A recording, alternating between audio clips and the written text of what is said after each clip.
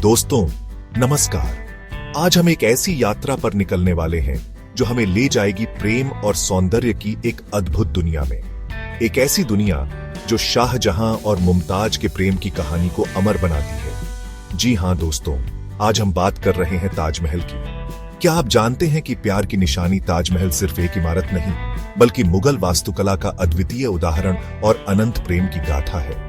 सफेद संगमरमर से निर्मित यह इमारत सदियों से दुनिया को अपनी खूबसूरती से मंत्रमुग्ध करती आ रही है। इस वीडियो में हम ताजमहल के अद्भुत इतिहास, उसकी निर्माण कला और उससे जुड़े कुछ रोचक तथ्यों को जानेंगे। तो चलिए दोस्तों, शुरू करते हैं यह खूबसूरत सफर। यमुना नदी के तट पर स्थित ताजमहल को देखकर ऐसा लगता है जैसे यह धरती पर नहीं, बल्कि किसी स्वप्न लोक में बना हो। इसकी सुंदरता का अंदाजा इसी बात से लगाया जा सकता है कि इसे दुनिया के 7 अजूबों में से एक माना जाता है।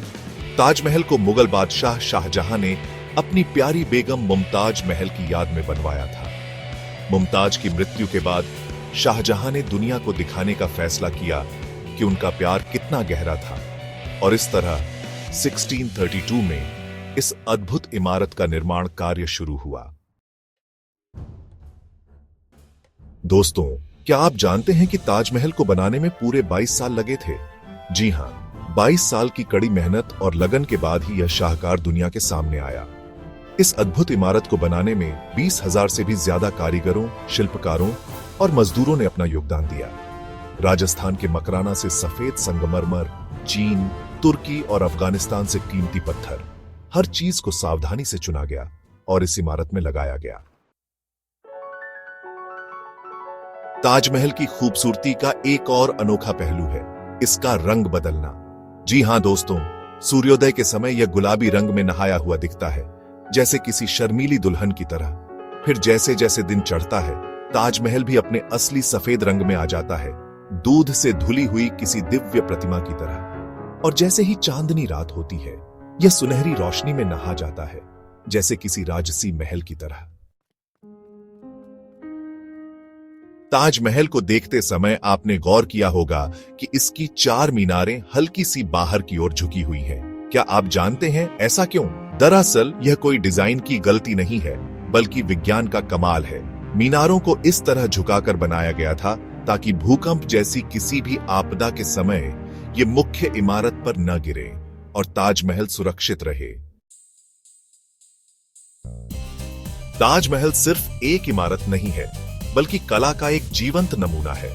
इसकी दीवारों पर कुरान की आयतें बड़ी ही खूबसूरती से उकेरी गई हैं, जो इस्लामी वास्तुकला का बेजोड़ नमूना पेश करती हैं। इसके अलावा ताजमहल में आपको पच्चीकारी, जाली का काम और नक्काशी जैसे कला के अद्भुत नमूने देखने को मिलेंगे।